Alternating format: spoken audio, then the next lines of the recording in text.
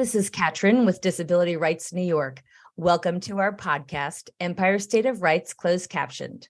We are here to bring you information on the most relevant topics regarding disability rights and advocacy. Today, we welcome DRNY's Executive Director, Tim Clune. He's here to talk about Disability Rights New York and our 2022 highlights. Hi, Tim. How are you? Hi, Katrin. I'm doing really well. How are you? I'm good. Thank you so much for being here with us today. I love doing this year-end wrap-up, talk about all the things that we've done throughout the year. And I love getting your perspective on them so we can talk to our audience about it. This is one of my favorite podcasts, of the year. What I find remarkable is that I can't believe that another year has passed. This is now closing in on our third year of dealing with COVID remote work. But what we've demonstrated over this past year is how well we've adapted to that and haven't missed a beat with respect to providing really excellent services to the people that we serve. It doesn't seem possible that we're closing in on 3 years of the remote work. And what you're saying is true. It doesn't seem like we missed a beat, I would say, from just the perspective of being in a remote office from where we were. And there's days where I feel like I don't really remember what it was like not to be remote. And I think that's a really good sign for all of us. And so not just the remote work, we've had a lot of successes over 2022. And to your point, this went by very quickly. Let's talk about some of them. Sure. We've been busy in a whole range of areas. And one of the things I'll touch on is, systemic work is a really important part of what we do. We have limited resources. So what we do is identify issues that if we can resolve them successfully, it's going to provide a remedy and a benefit to many people for sometimes the same amount of work, that we do in an individual case. So I'd like to touch on a few of the class actions that we've dealt with during 2022. The first is something that has been a long time coming. It revolves around Medicaid eligible children who have been denied mental health treatment. So in a nutshell, these are children under 21 who are eligible for home-based mental health treatment, yet they're not getting it. So as a result, they are relegated oftentimes to going to the emergency room, sometimes to inpatient psychiatric centers, where that runs, in complete opposition to what Olmstead and community integration is all about. So we've been working on that this year. Another similar vein type of case are for adults with prolonged institutionalization who have developmental disabilities. They too are eligible for home and community-based waiver services, yet they are not getting them, and the state has failing in its obligation to provide in-community, at-home services to people to enable them to live successfully at home, but also to avoid being institutionalized. And Tim, real quick, for our audience, we hear class action a lot. And for people who are not familiar with that term, can you just tell us what that means? So what we do is we identify an individual or individuals who are representative of a much larger group of people who have similar issues. So it is a way to present an efficient case to the court so that the court can make a determination that the facts are basically the same for all of the individuals in a class, and that the relief that the court would ultimately order if we're successful and when we're successful would affect all of those people. So there are procedures that we have to go through and requirements that we have to meet. But in these two particular cases that are class actions, we're confident that we're going to be able to meet our burden there. Thank you for giving us that explanation. You bet. It's the lawyer talk thing, right? That's like I get it. But there are some other, really important issues that we're addressing as well. So, for instance, in the Bronx, there is a community in the Bronx that the NYPD has been allowing cars to park on the sidewalk at a major healthcare institution, a hospital. And as a result, our clients are not able to negotiate and navigate the streets to get to the hospital for the treatment that they need. What has happened in the past, people have to go into the street. It is dangerous. People they're at risk of being hit by a car and being injured. So this is something that needs to be addressed. We had reached out to NYPD and the mayor's office to resolve this matter before we filed, but they were unwilling to do that. We're making progress in this case, and I'm hoping that next year when we meet again, that I can tell you that we have resolved this and that our clients have full access to the sidewalks to get to the hospital, when they need to get there. Another large case that we were involved in revolved around absentee ballots, right? This was an election year. We had tried to negotiate with the New York State Board of Election so that they would create accessible absentee ballots. That was unsuccessful, so we had to sue them. As a result, we reached a settlement during 2022 where the New York State Board of Election agreed to provide a remote accessible vote by mail system so that people with disabilities could fill out their absentee ballot on their computer, print it out, and then mail it in. So it was a way to provide access to people who could not otherwise get to the voting booth to vote. So that was a really important thing that we felt needed to be addressed. We addressed this with our co-counsel, and I believe that we will be successful ultimately. The Board of Election had instituted this for the general election, that just passed in November, but they were not compliant with the primaries leading up to that. So we are dealing with that issue right now. And the last, major class action that we're dealing with is Dollar General. So Dollar General is a nationwide store, sometimes the only game in town for people with disabilities, in remote locations, that provides food, staples, things that people need every single day. What we had found out was that Dollar General was not keeping their aisles accessible to people who use mobility assistive devices. So our clients were not able to get down the aisles to actually purchase the things that they need. We reached a settlement, a nationwide settlement, and this past year, we've been engaging in compliance activities. Our staff are going nationwide into Dollar Generals to make sure and to monitor that the stores are in fact accessible.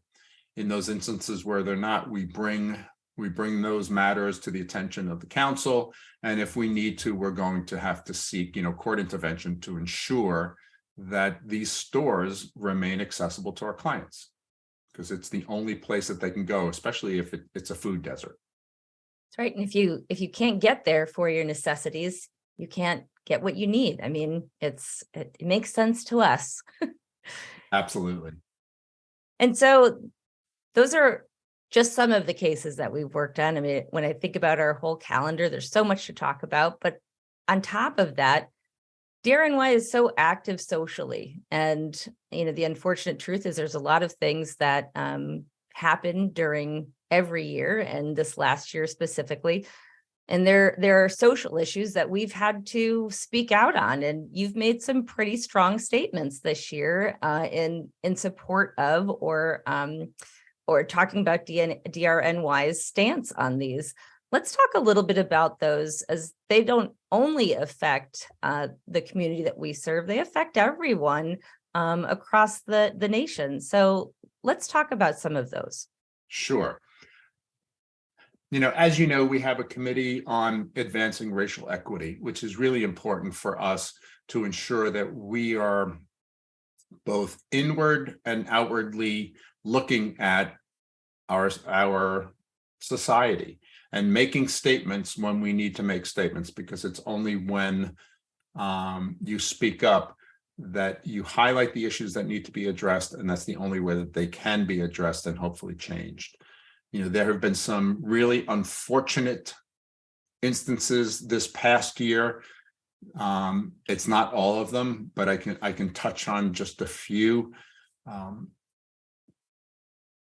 From the court perspective, the Supreme Court's overruling of Roe versus Wade, from DRNY's perspective, is just an attack on women and their right to bodily, or to women and those who are, of childbearing capabilities, of their personal autonomy and private healthcare decisions that they alone should be making. I am hopeful that there will be legislative fixes to ensure that the rights of privacy that were embodied in Roe versus Wade will be, codified in federal law. So I'm holding out hope for that. Unfortunately, we've also seen continued attacks on our Black and Brown communities, and then also our LGBTQI plus community. The Colorado mass shooting that just occurred, and then there was the Buffalo shooting, where 10 people of color were killed and they were targeted. We will continue to make statements and to stand up and to ensure that whatever we can do to bring resolution to these issues will occur. And I think that these statements, as you said, our care committee those statements can be viewed on our website, and certainly I think making our position clear on these is something that is just intrinsic to DRNY as an organization. And as we talk about the work that is the intersection of our communities, as well as how we do our work around this, we also are investigating other things, and we're publishing reports and really, having our organization in so many different facets of change. Let's talk about some of the reports that have been published this year, and how that is part of the work that we do of systemic change here at DRNY. So I'll highlight one of them. In October of this past fiscal year, we had issued a report regarding the Department of Health's investigation into the death of a 57-year-old man who was in a rehab and nursing facility. We had reviewed their findings. We were contacted by family, and we reviewed the findings that DOH had issued. And we then conducted our own investigation regarding this individual's death.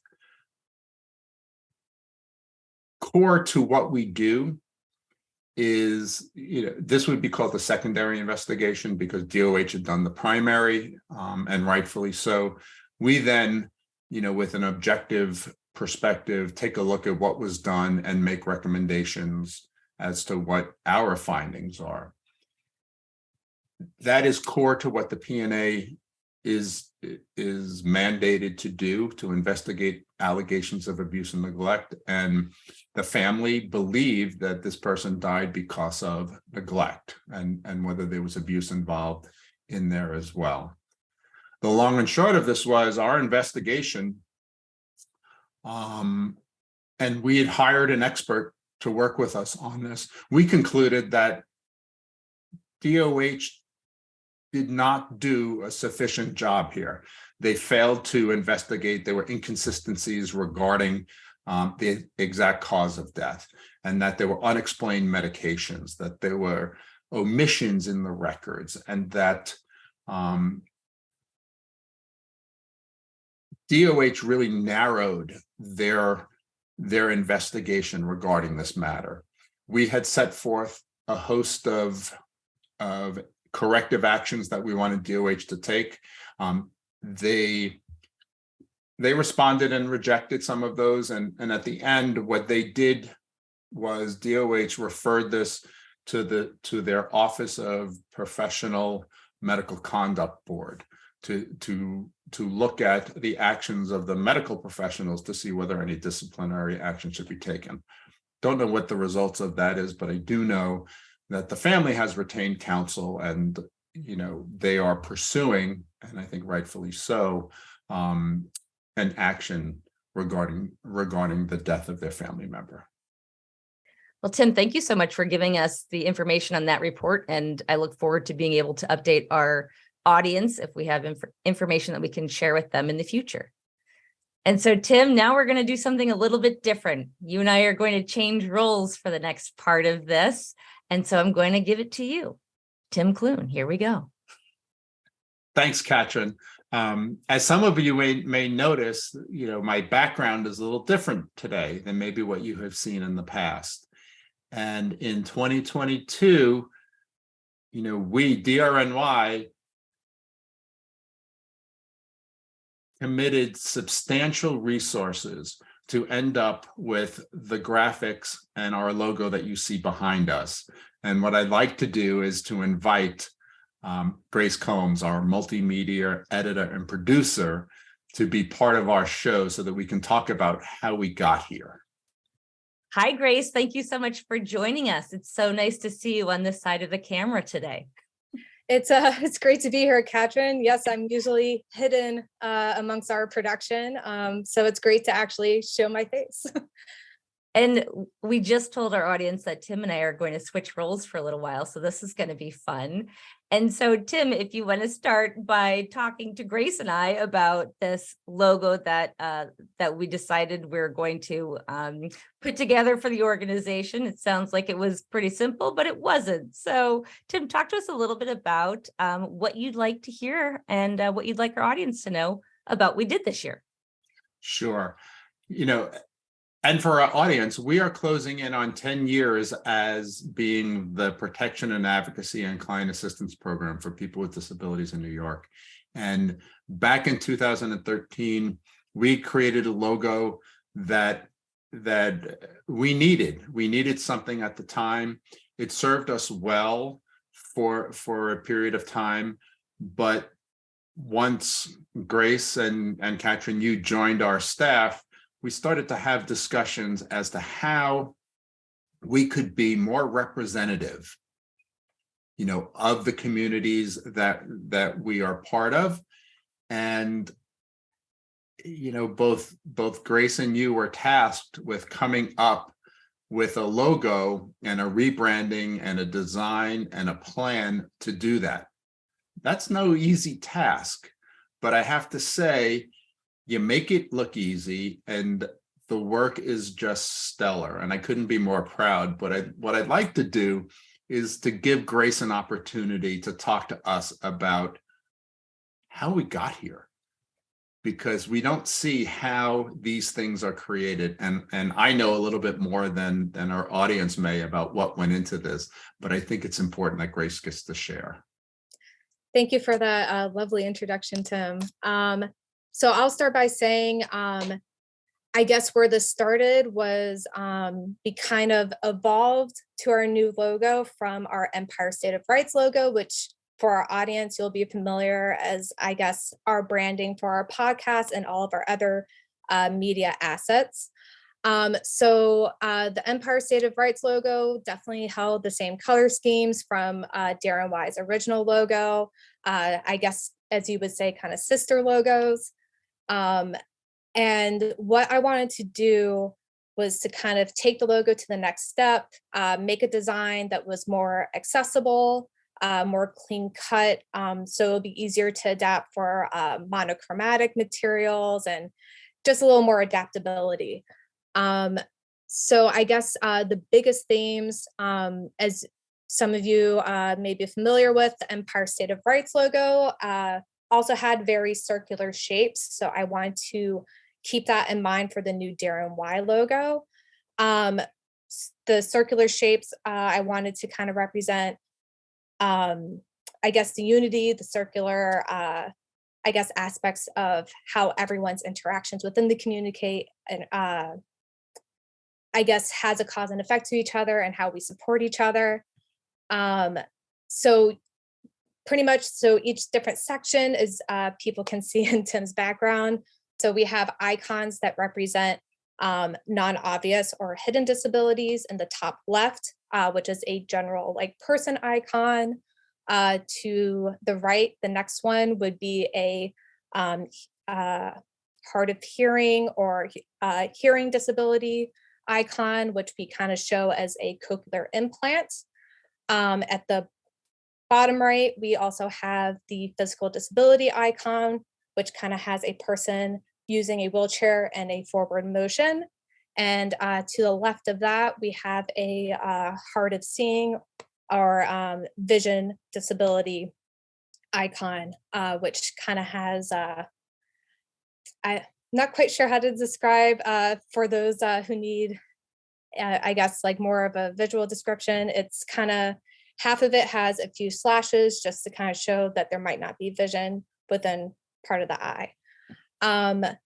So these four kind of circular objects are joined in one singular form. And I kind of wanted to show, even though these four separate groups are separate, to really highlight the intersectionality of the disability community and just the intersectionality of the disability community itself. It's like the disability community, like all of us, has people from the LGBTQIA community, BIPOC community.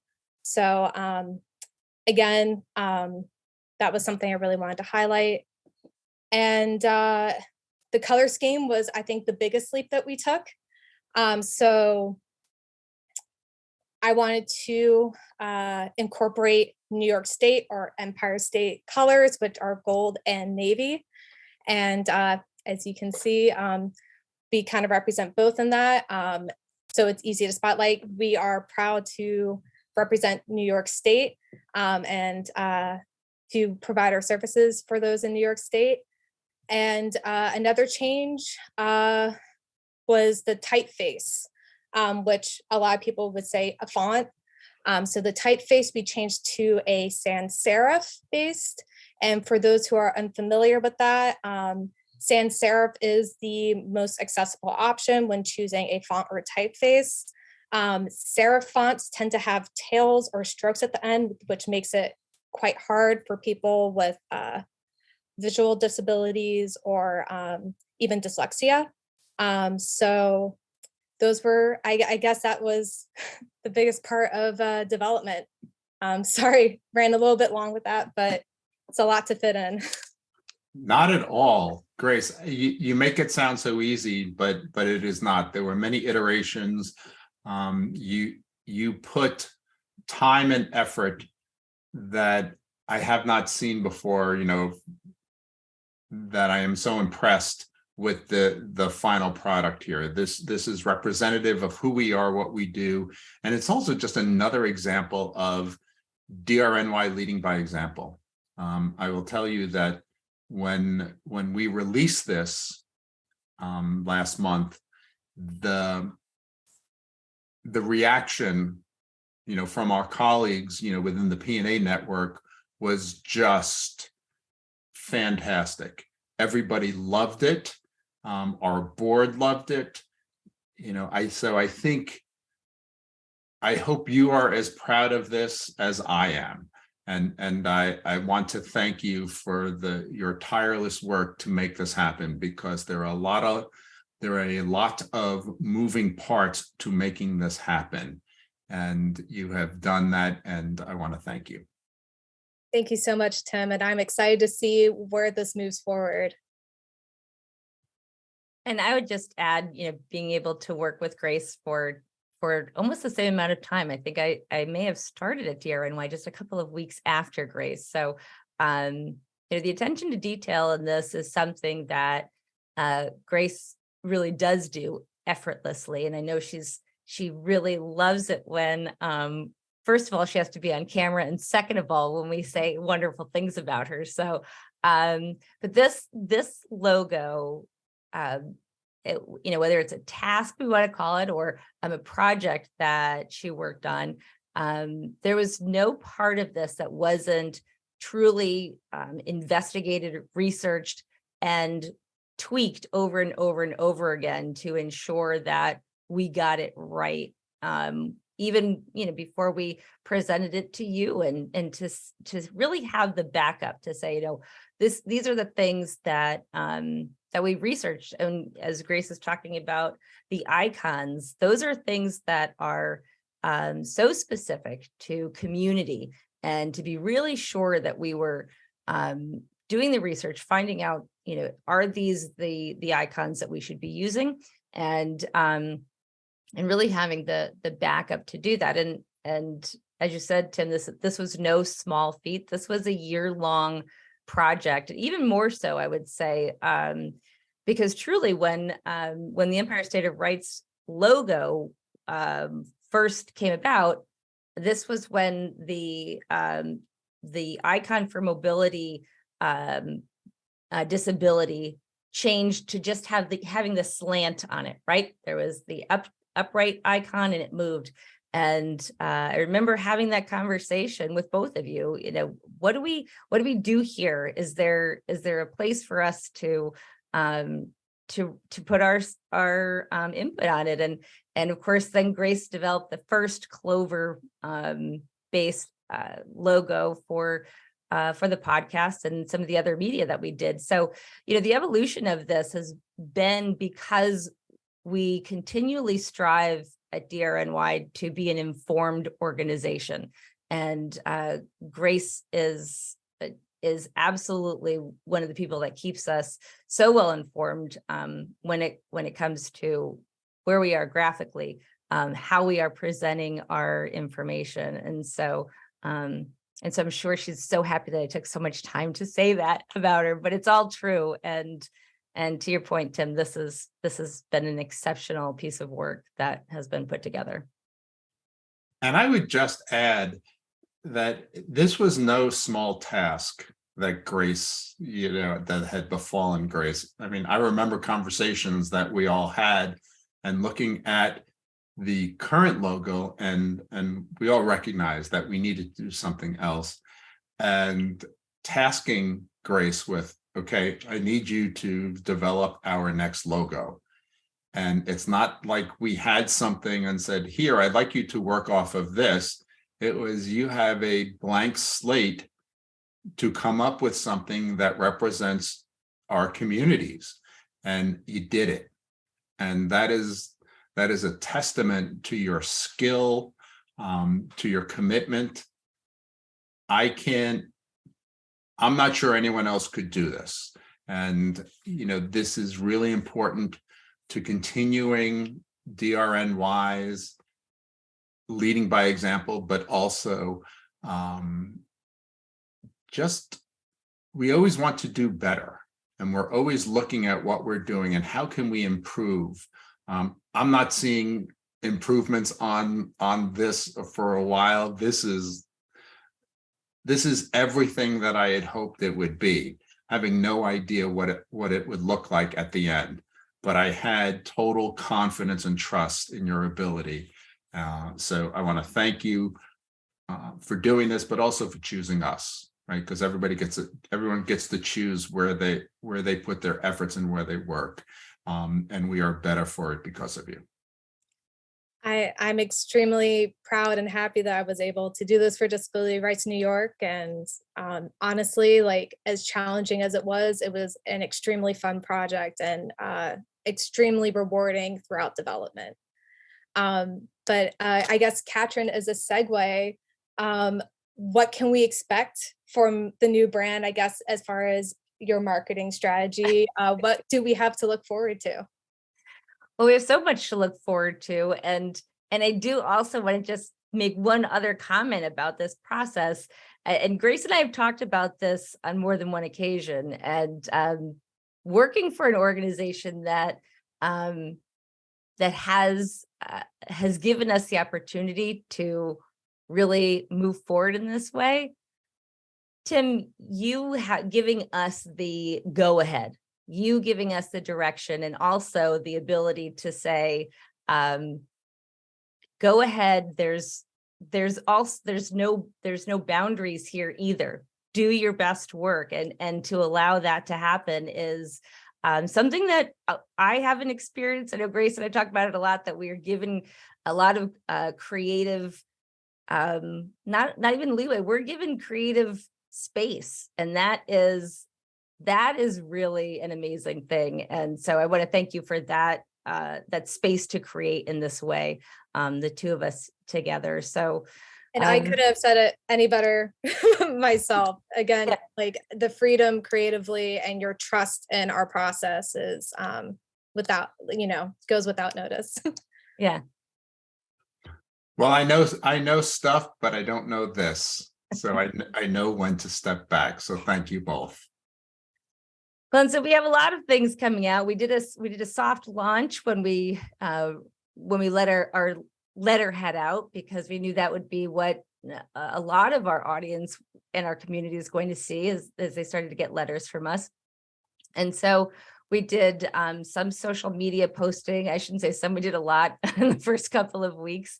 And it's, seeing our logo in different areas as we are changing all of the assets. And when I say we, I mean Grace has changed almost 400 different assets in the last year. So rolling them out has been strategic. And what are we going to see first? And some of the hard copy materials that people will be able to tangibly pick up and see, those are happening as they come out. We are also redesigning our website to reflect the new logo. And that is also something that does not happen overnight. It would be great if we could just snap our fingers and everything would just change. But we will be having that launch hopefully in the next couple of weeks. And so our business cards, those are changing. Those look so great. I mean, I could say those look so great on everything that we've done, but every time you see someone from DRNY and what it is that they have with them, you will see this logo. And even on our t-shirts, if we're out in outreach events or monitoring visits, and each and every one of these assets, these items were designed with this logo. But make no mistake, each one of them was designed individually. So, an additional 400 designs that came along with this, we will get to see shortly as we're back out into the community. And so, Tim, we have all of these assets that are coming out, and so as we've let our audience know, there's a lot that they have to look forward to. Absolutely. I get so many compliments on our t-shirts. So they're going to just increase when our new logo is put on the shirts, both the front and back. So I'm waiting for that to happen. Well, thanks so much for being the host for a while with me today. This was so much fun. Yeah, I guess you could call it that. No, it was fabulous. I really enjoyed doing this. It is amazing how quickly the time passes, but here we are. But I'm really honored to come to work every day and work with such a committed group of people. I mean, it is a quality shop that we have, and I really appreciate everybody that I work with. Well, we appreciate you and this organization. Grace, thanks so much for being with us here today too. And Tim, we're going to sign off for 2022. Thank you so much for coming and doing this with us today. Thanks, Katrin. Thanks for having me today. Great. See you on the other side. Empire State of Rights Closed Captioned has been brought to you by Disability Rights New York, your source for disability rights and advocacy. If you enjoyed our program, make sure to subscribe, like, and share this post. This will be the final episode of our 2022 season. We would like to thank each and every one of you for following our podcast. We will return on January 18th to bring you more information on disability rights in the state of New York. So make sure you tune in. The video for this episode is available on our YouTube channel with closed captioning and ASL interpretation.